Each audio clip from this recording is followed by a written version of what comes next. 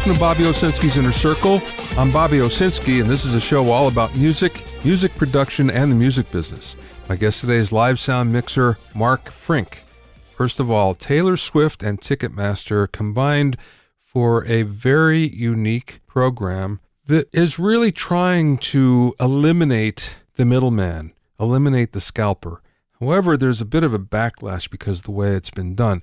So Ticketmaster has something called a verified fan, and this is an algorithm that determines whether you're a fan or a sponsor or a bot. No problem there, and it's been used in the past by a number of artists very successfully. However, Taylor Swift takes it to a new level. Here's the way it works. The more you buy, the more likely you are to get a ticket to her concert. So what ends up happening is if you buy a CD, that moves you up the chain a little bit. And if you buy one that's coming out on the release date, then you can get it for an additional $48 in shipping costs from her sponsor for the tour, UPS.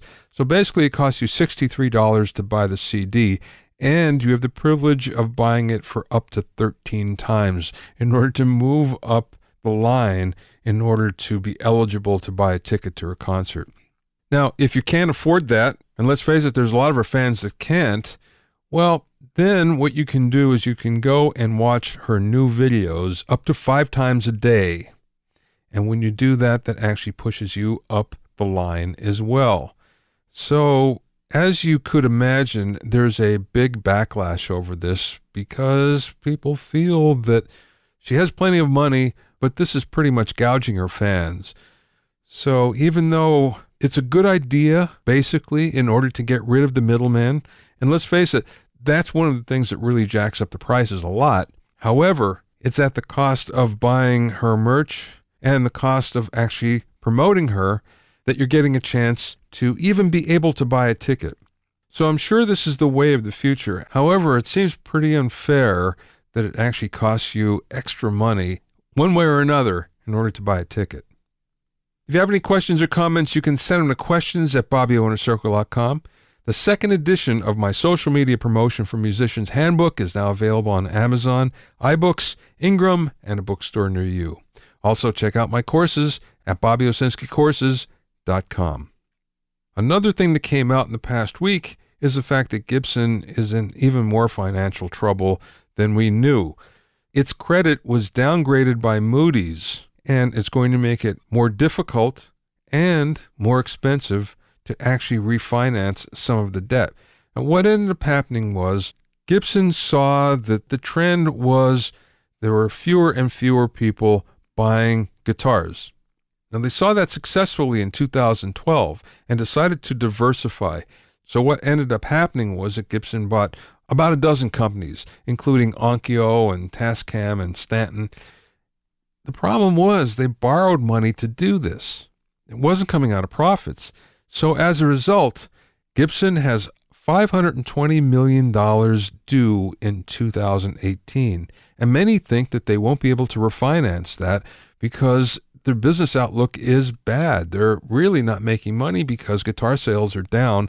And also, people are kind of fed up with paying a premium for something that's Gibson and not getting what they feel is value added for that.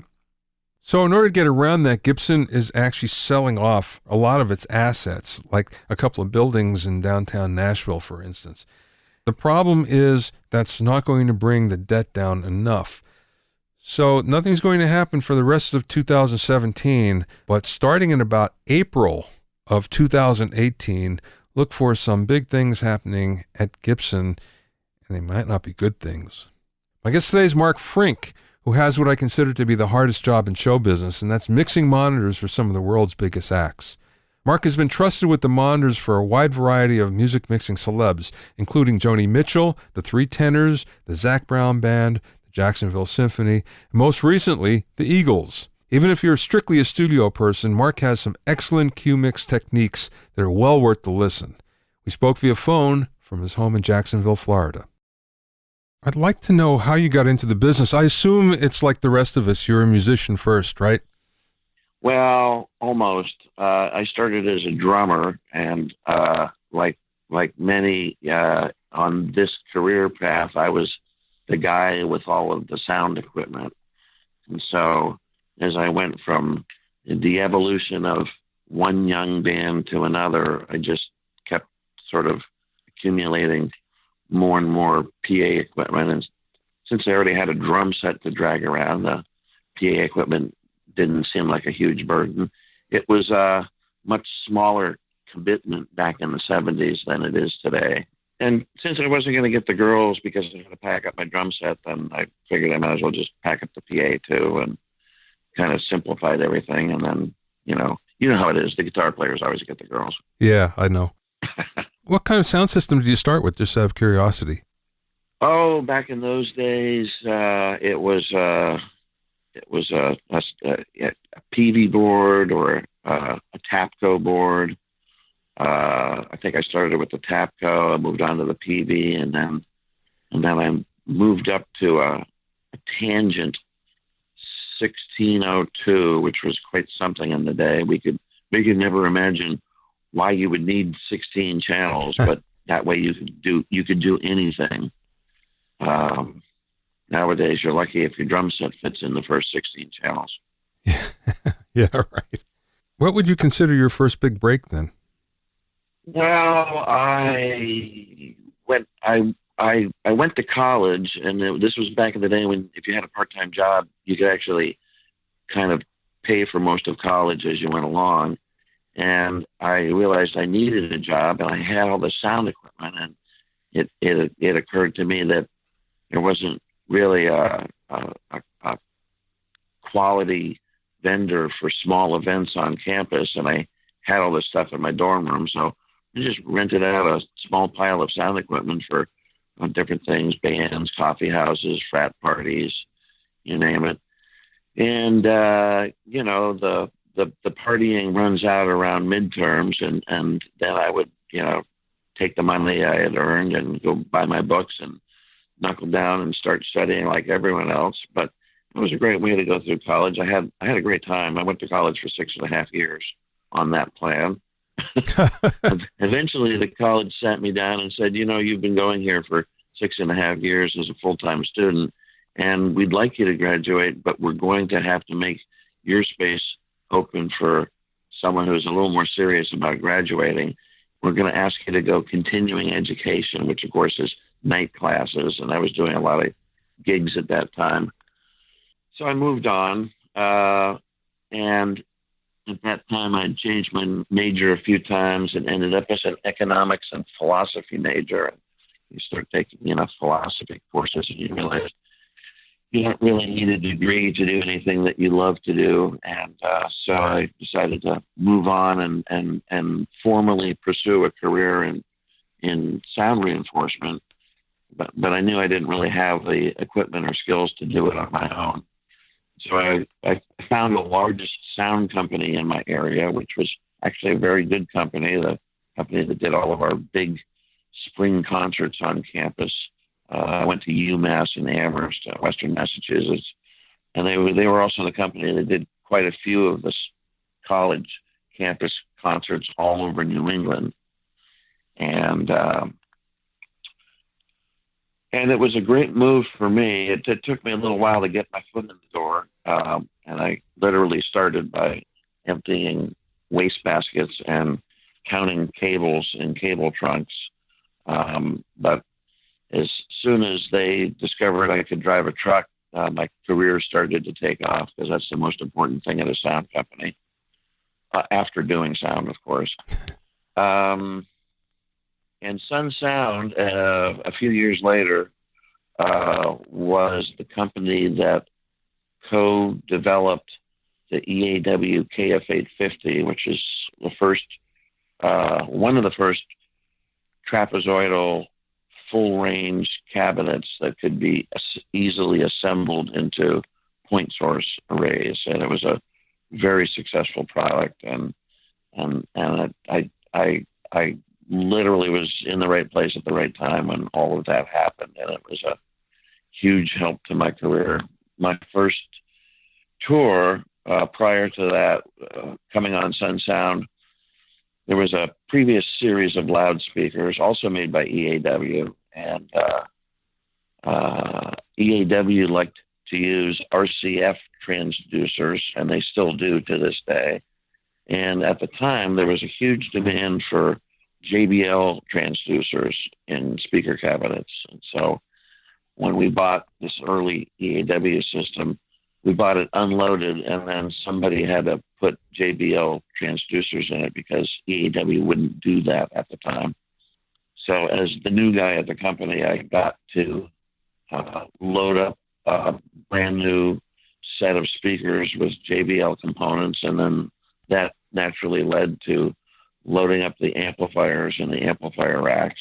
At that time, the Carver lightweight magnetic field amplifiers had just come on the market, so we used those. And then suddenly I had just wired up the entire sound system that the company had just bought, and a week later, our chance to do a tour with Crystal Gale came along.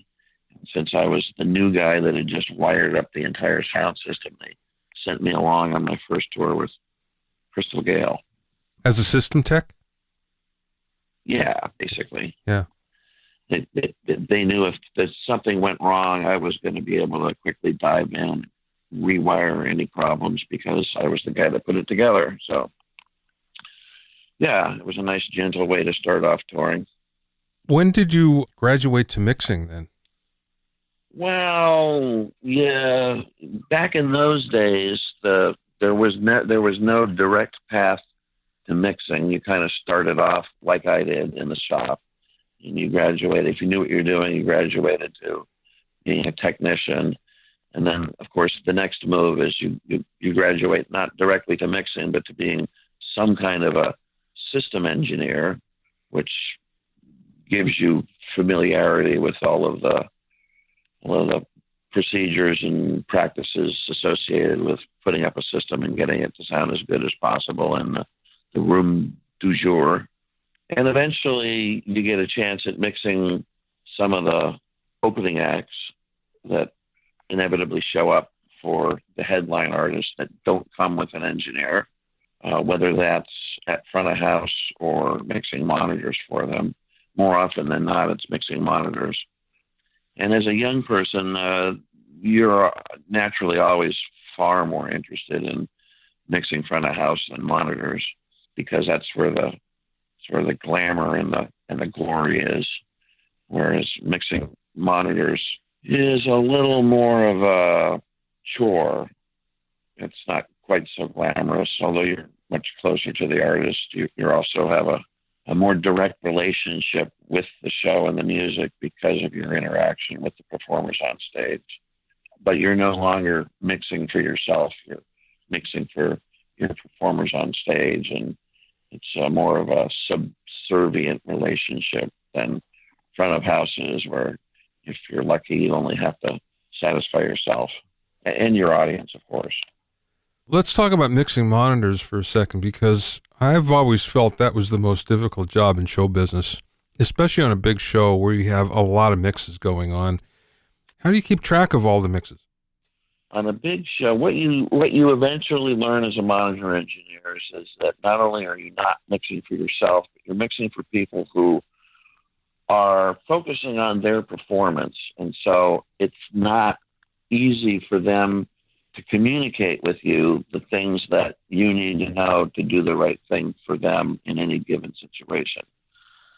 So the reason the long-term relationships with performers and their engineers are more on the monitor side of things than front of house is that over time, you start to actually learn, they call it mind reading. And of course, it's not really mind reading. It's watching body language. It's understanding facial expressions. It's knowing that if they turn towards you and you're not standing beside a pretty girl, it's because they want something from you. And so all of that combines to make something that is called mind reading. But of course, it's not really mind reading. It's understanding the particular situation that each performer's in, and helping them by giving them things that they want as they're asking for them, or perhaps even before they know that they need them. Kind of like a waiter in a good restaurant. In the old days, of course, we didn't have in-ear monitors, so most of what a musician would hear on a stage, especially prior to line arrays, was the roar of the venue and the sound of all the backline, the amplifiers, the drum set itself, the acoustical stage sound combined with the backside of the PA. And so what you were doing in that situation was kind of adding to the chaos with things that would help the performer, mostly their voice, their instruments, helping them stand out, and then adding to that the performers around them, with wedge-based monitoring. The guy beside you has a monitor as well. And so whatever's in his monitor, which of course is mostly his voice and his instrument, is something that you hear quite well because it's only a few feet away. It's usually the guys that are further away from you. If you're on the front line, maybe the drummer and the bass player and the guy at the far side of the stage. Those are the guys that you need help hearing. So it's kind of a mixed minus situation. It's giving people stuff that is not immediately present around them, but helps them balance out the totality of what they're hearing. Of course, with in-ear monitors, you stick them in your ear, you instantly get about 30 dB of isolation. And so you don't hear anything unless the monitor guy gives it to you. Yeah, I want to talk about that in a second, but I have another question that sort of pertains to that. I know in the studio, when we switched to the engineer giving cue mixes to the musicians being able to dial up their own cue mix, that was great for some performers, but not for most of them, because they had all this capability, but they couldn't develop their own mix to save their lives. So what we had to do as engineers is go out there and actually get them a mix to start with. So at least they had a starting point. And is that the same thing with IEMs too? Yeah, whether it's IEMs or headphones, it's kind of the same problem. And it's actually exacerbated in studios because at a live gig, you know how long the set's going to be. It's going to be 60 minutes or 90 minutes or 2 hours. After you get past 60 minutes at a reasonable volume, your hearing starts to deteriorate slowly but surely. And when you hit the 2 hour mark, you're not hearing things as well. Your brain is tired from concentrating so much, and you actually need a little help with things. And so what my philosophy when it comes to in-ear mixing is, and this would apply equally to people in a studio, is you might think that you want to hear everything. You might think you need to hear every single track. You need it loud. You need it to get you excited. But the reality is, if you're going to be listening over a long period of time, and the chances are in a studio, it's going to be a lot longer than an hour or two. You might be there for the whole day and into the night. And at that point, your hearing really starts to suffer if you're listening to a loud mix that has everything in it. So my philosophy is to help people understand that if they focus their mix, they can actually listen comfortably for a longer period of time. They can conserve their hearing over the run of their career better, and it's less fatiguing.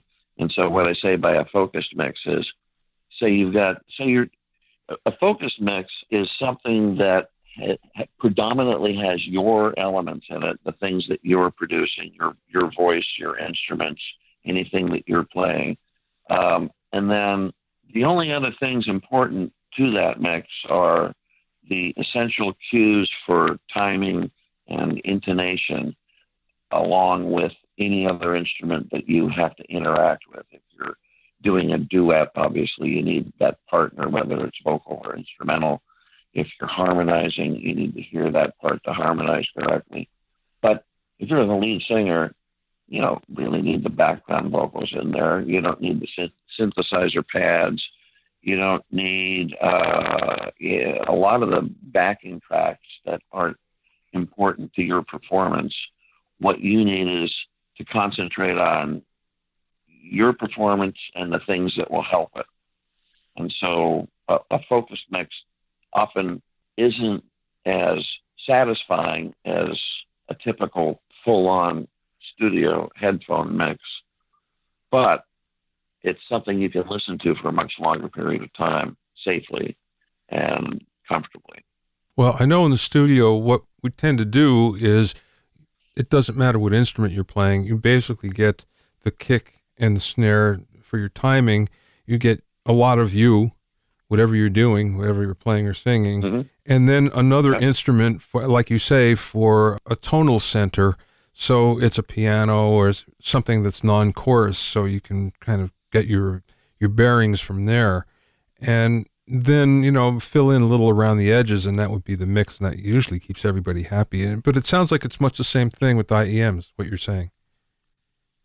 It's similar. One of the, I always tell people that panning is your friend. Panning, if you have you need to have a stereo mix in those situations. So that your voice and your instruments are in the center where your brain wants to understand them. And then the other instruments can be panned to one side or the other. And doing that actually allows your brain to hear them more clearly and turn them down a little bit. You mentioned kick and snare. A kick and snare is a traditional way of understanding the rhythm. But the kick drum over a long period of time starts to really cloud some of the higher frequency elements of your mix. And the snare drum pounding away with all that, typically 1K, I think, the sound of a snare drum is really the sound of an SM57. So that snare drum sound pounding away in your head over a long period of time tends to become very tiresome also. So what I suggest to people that they try, and seems to become a trend in the last half a decade or so, is using something besides the kick drum and the snare drum to give that to people that aren't drummers. So what would that be? Often if you're interested in the snare drum, there's another microphone nearby, the hi-hat microphone. And if you think about it, your timing cues are more often associated with the hi-hat because it's a steadier beat. The snare drum with syncopation can come in and come out in different places. But the hi-hat tends to be it's the click track of rock and roll, if you will. And it gets a lot of snare in it also. So if you're interested in the snare, you can hear the snare. In fact, if you want more snare and less hi-hat, you can take that hi-hat channel in the monitor mix, and you can roll off the high end, and you can maybe boost the mid-range. And now you're balancing between snare and hi-hat with one microphone that's not half an inch away from the snare drum head, a little gentler sounding. Some people like the overheads. You can get a nice stereo image of the drum set for the musicians that aren't playing the drum set simply by using the overhead mics panned left and right. It's you're now miking the drum set at a distance of 3 or 4 feet instead of close miking everything. And so and it also captures some of the ambience in the room as well. If the drummer says something, it's likely to be better picked up by the overheads, and the instruments around the drum also get better picked up that way for monitoring. I'm not saying for recording, but for monitoring purposes. And so in reducing the impact of the drums on the people that aren't playing them helps them comfortably play for a long period of time, the 6, 7, or 8 hours that you might find yourself in a recording studio environment, trying to listen to tracks over and over again. That makes sense. Yeah, definitely. Okay, here's something else. So performers are used to hearing the audience, and when they're using IEMs, they're pretty isolated from that. Do you put up audience mics and feed that into their IEMs as well?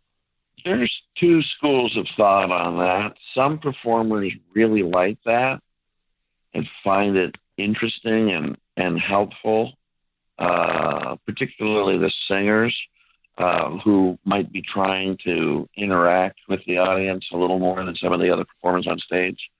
However, there's a big trend.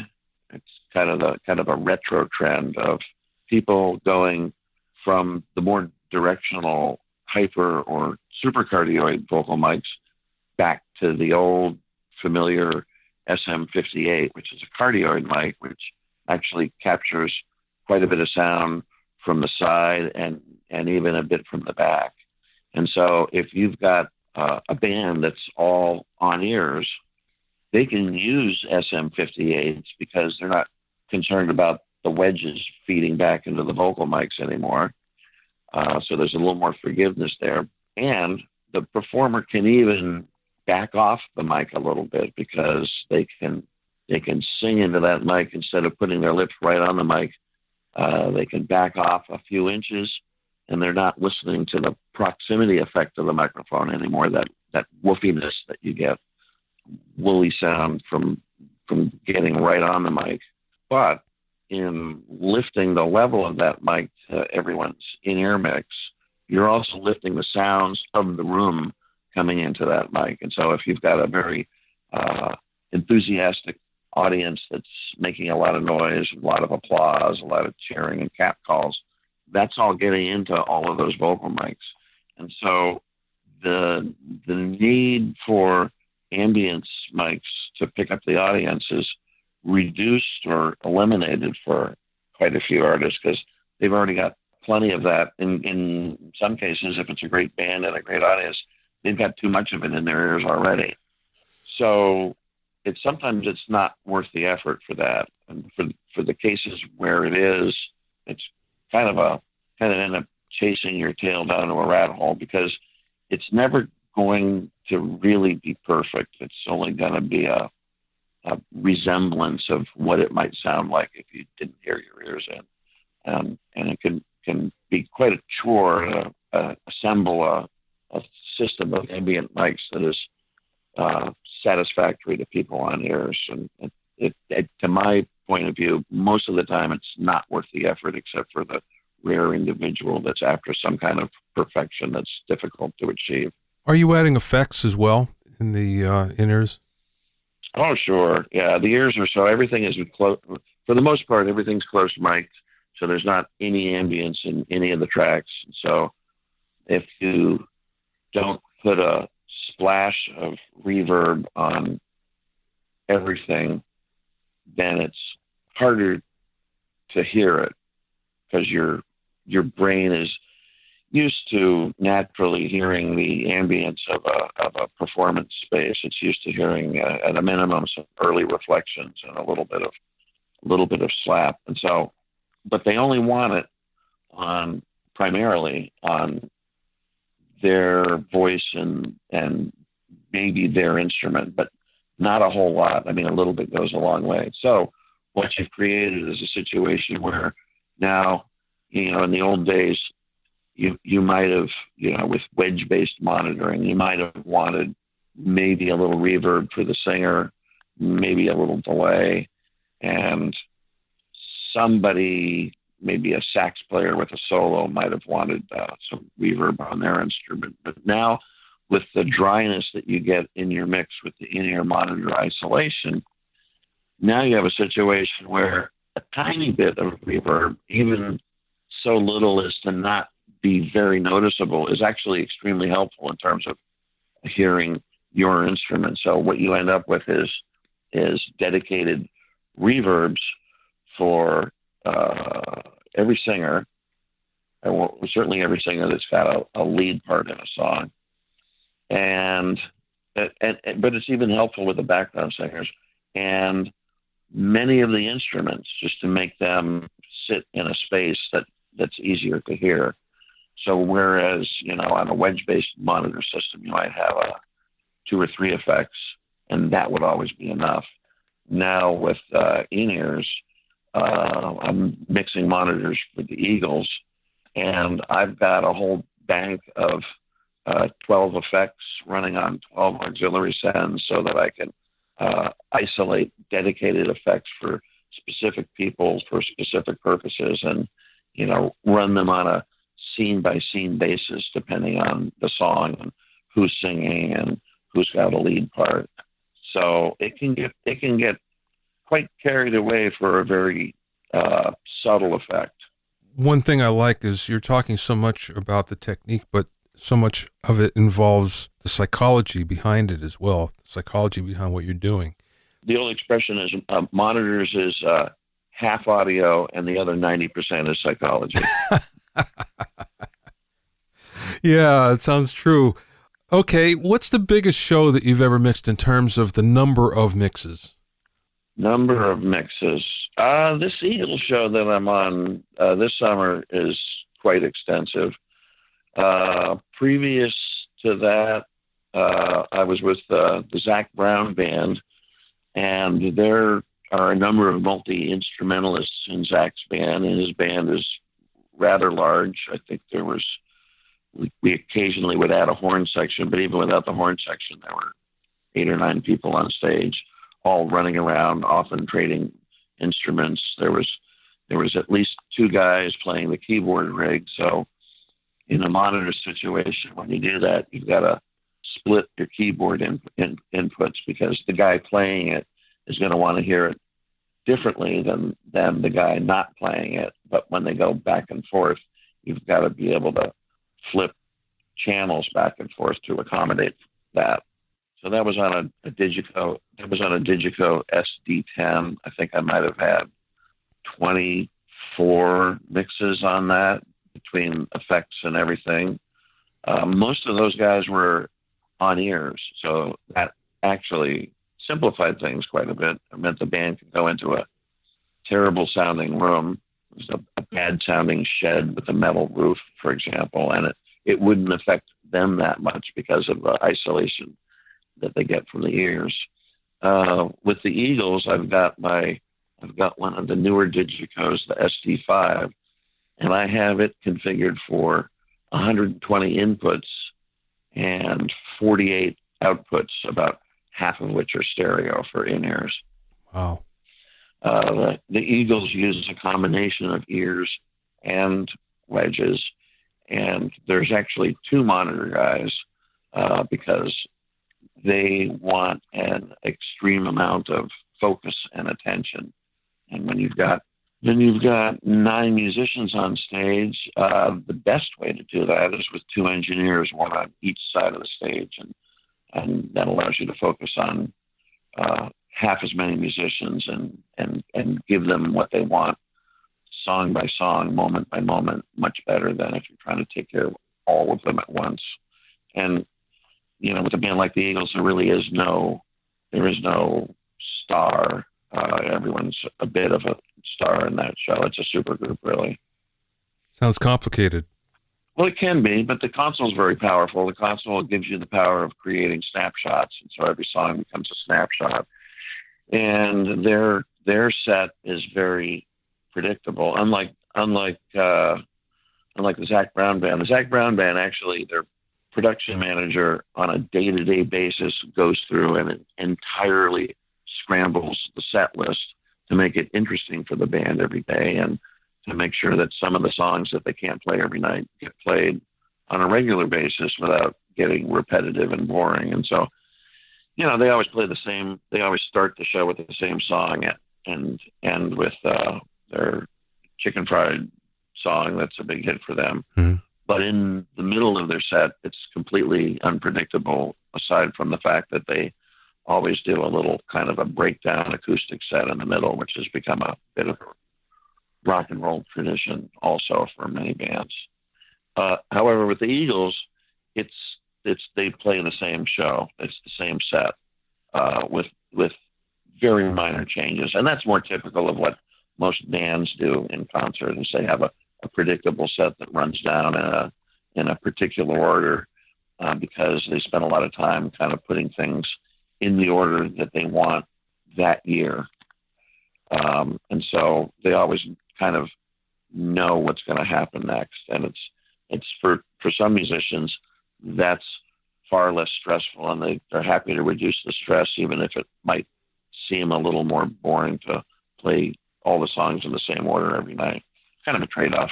I saw that you mixed the Jacksonville Symphony. Are you doing monitors, or are you doing front of house there? Well, symphonies don't really get mixed; they get balanced. So I have another partner that I work with there. James, who's the other engineer.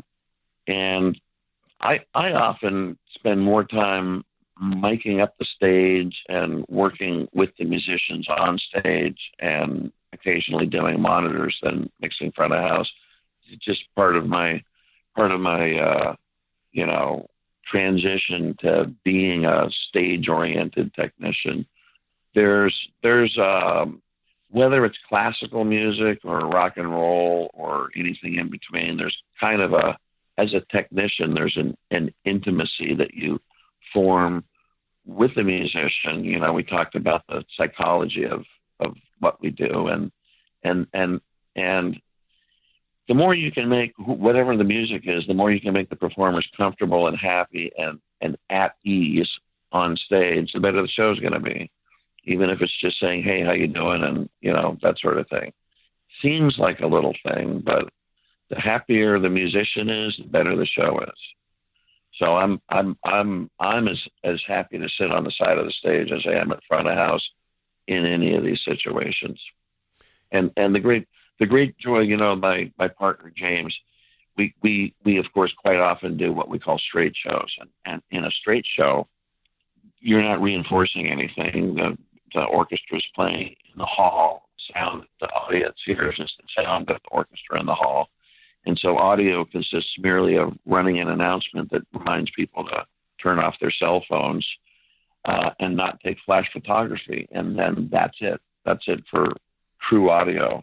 And my partner, James, finds shows to be a bit boring. I love it because suddenly, so rarely in the music business are we listening to music without technology in between us and the sound itself.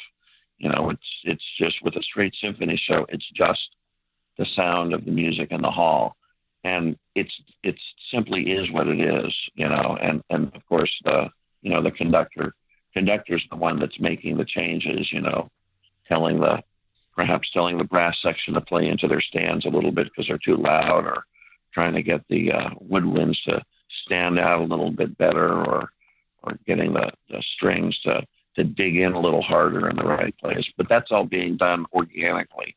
And so as a sound guy, when you're in that situation, listening to it, you're all on one side of your brain. You're not thinking about EQ or gain structure or panning or balancing or anything like that, because it's all done. It's done already. There's none of that matters.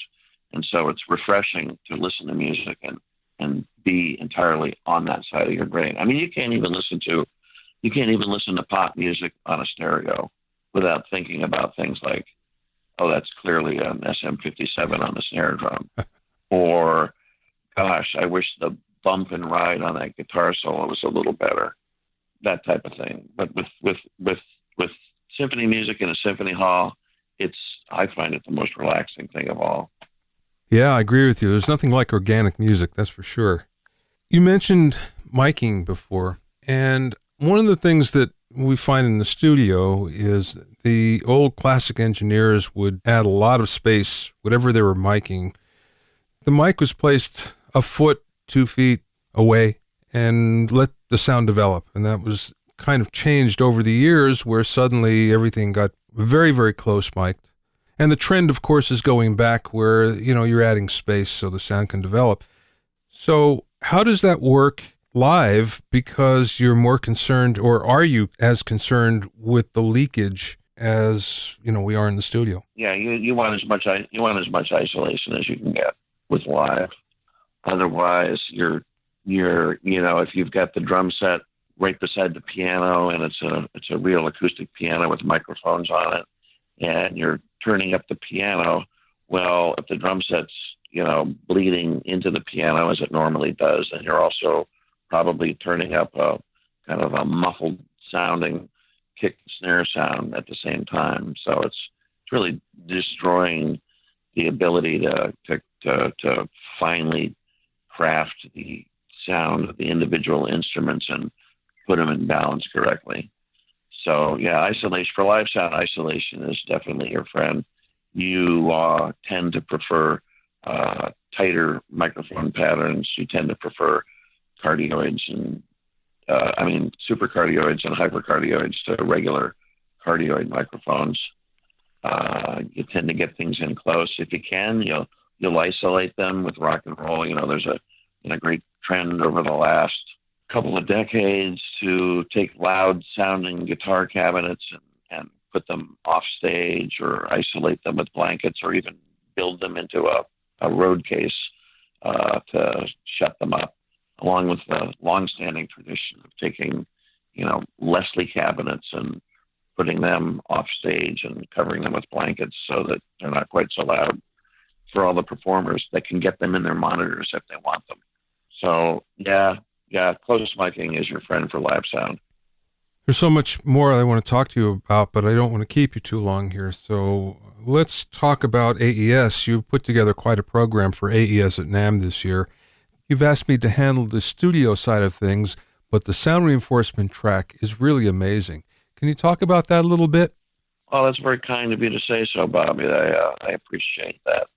Sure. Well, what we've done, our mission at the new AES at NAMM event is to provide a new home for pro audio attendees that hasn't really existed before. And we've done that by focusing on education and training. Some of the products that we use are technically so complicated that it's hard to get a good sense of that product unless you've sat down with it for a day or half a day and had someone from the manufacturer walk you through it, show you what the features are, what's different about their product than some other products, and give you the confidence that you could then take that product the next day and maybe go use it at a gig for the first time.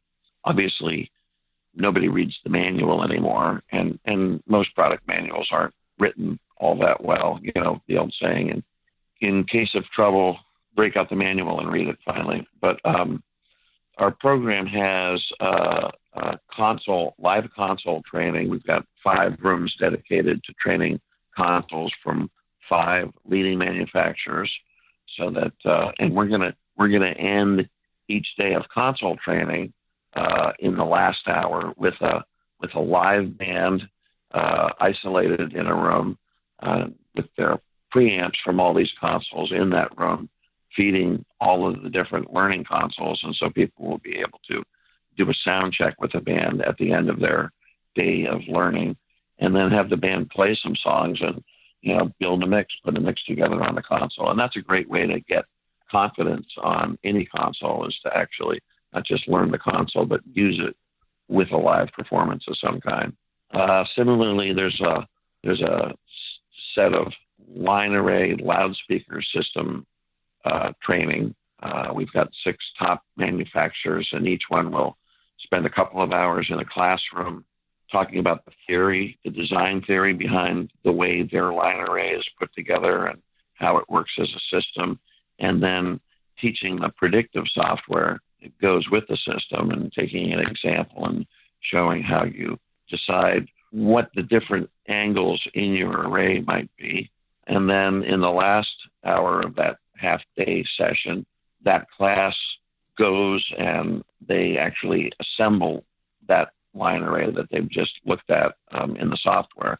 There's a chain motor that supports the flying hardware, and they build the array onto that flying hardware and lift it up in the air, and then put some pink noise through it and play a track of music and proof the system.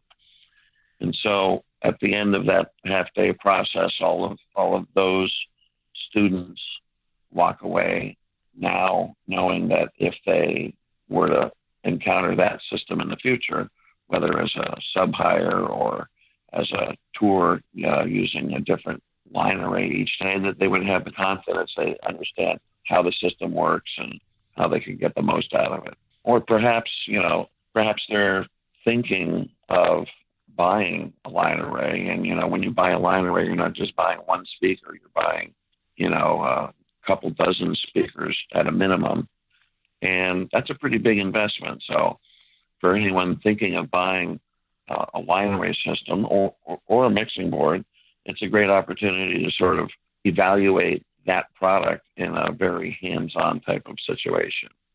So it's a win-win for the manufacturers and the attendees. It's also a landmark year for entertainment wireless because of the new FCC regulations that are going to very quickly take away all of the spectrum above about 600 megahertz. And so people are going to have to think about how to use less spectrum that's more crowded because of all of the TV stations that'll move down into the 500 megahertz spectrum. So we have a whole day-long program that's, again, supported by leading wireless manufacturers that will talk about what to expect in the future, talk about best practices, and then break out into individual classrooms that will teach specific hardware and software that each manufacturer supports. Finally, there's a measurement and optimization track for people that are interested as system engineers and how to get the most out of their sound system, whether it's a concert sound system or even a playback system in a control room.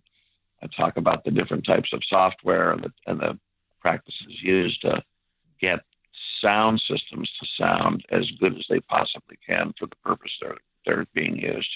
So that's kind of an overview of that live sound part of the program. And of course, in addition to your excellent program that you've put together for all 4 days, we're also building 3, I call them control room environments. They're of course, most control rooms are digital audio workstation centric, so they'll each be more or less focused on a particular make of DAW, but they'll be complete control room environments with near-field monitors and all of the associated control room equipment, so that the representatives from those manufacturers can train people on some of the newer features or more important features of the different softwares that they represent in those 3 rooms. It's all really exciting. It's going to be a great show. That's going to be something that people haven't seen before. It's intended to provide, at a typical trade show, you're lucky if you can get into a demo room and learn something new that actually helps you on a day-to-day basis. This is intended to create as much value as possible for the attendee in a way that's never been done before. So say you are, and it's at a great time of year for a lot of people. It's the 3rd week in January. It's in Anaheim. The weather's usually fairly nice. It's a great time of year because that's the one moment where a lot of people kind of can catch their breath and afford to take a few days off and do something like this. But, for example, if you were in the market for a large format live sound console, well, we're going to have 5 rooms of consoles there, and you could literally go and learn a new console every day for 4 days. Go from one to the next to the next. And, if you're going to spend a large format console these days is on the order of $50,000 or $100,000. If you're going to spend that kind of money, why not take the time to explore them? There really aren't showroom floors where you can do that. Once upon a time, people would stock those kind of things. In the old days, you would rent a console to try it out, and you can still do that. If you go to a trade show, you're only going to get a 5 or 10 minute spiel from whose ever booth you're in. You're never going to really learn the console inside and out. But this is intended to give people an in-depth experience on the product of their choice, so they can get as much out of it as possible. I just wanted to remind everyone to mark their calendars. January 25th through the 28th is the time to be in Anaheim, California.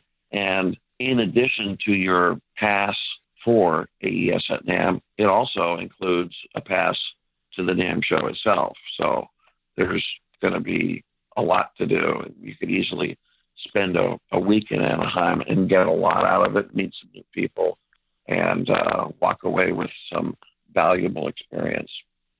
Absolutely. I'm looking forward to it. Last question, Mark.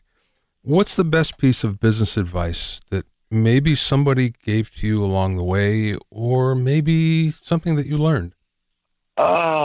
Business advice. Well, I'm always surprised at how truly small our business is. And you think that you run into people and you encounter them briefly and, you move on in your careers.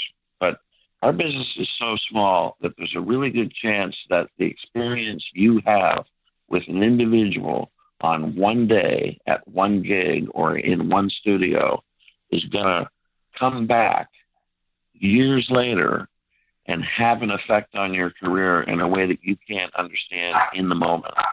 Years ago, I did a show at a relatively small venue with Tony Bennett at a time in his career that he wasn't doing quite so well.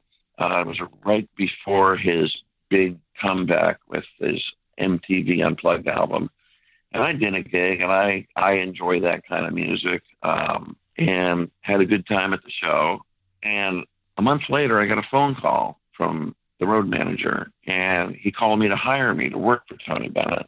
And he said, well, Tony remembered you that day. I guess we had a good show. And of all the people we've worked with in the last year, for some reason, you're the guy whose name he remembered.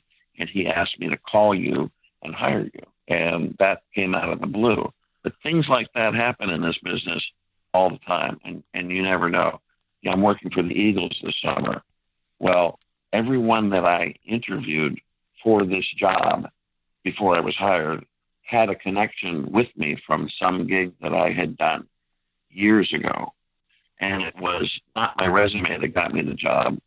It was these personal connections. So my business advice was to treat all of your connections in the business as if they were golden, because they really will make a difference. If your job at every level of this business as a technician, if you're not a performer, your job is to create a safe, comfortable environment for your artists to enjoy themselves. Because as Tony Bennett used to say, we don't get paid for the gigs, we get paid for the travel. I love that. That's perfect. To learn more about Mark, go to markfrink.com, MarkFrink, all one word, markfrink.com. Thanks for listening and being in my inner circle. Remember, if you have any questions or comments, you can send them to questions@BobbyOInnerCircle.com. To listen to other episodes of Bobby Owsinski's Inner Circle, go to BobbyOwsinski.com and select the podcast tab, or you can go to BobbyOInnerCircle.com or find it on iTunes, Stitcher, Mixcloud, and Google Play. At BobbyOwsinski.com and BobbyOInnerCircle.com, you'll also find a sign-up form for my newsletter and for alerts for new podcasts. This is Bobby Owsinski. I will see you next time.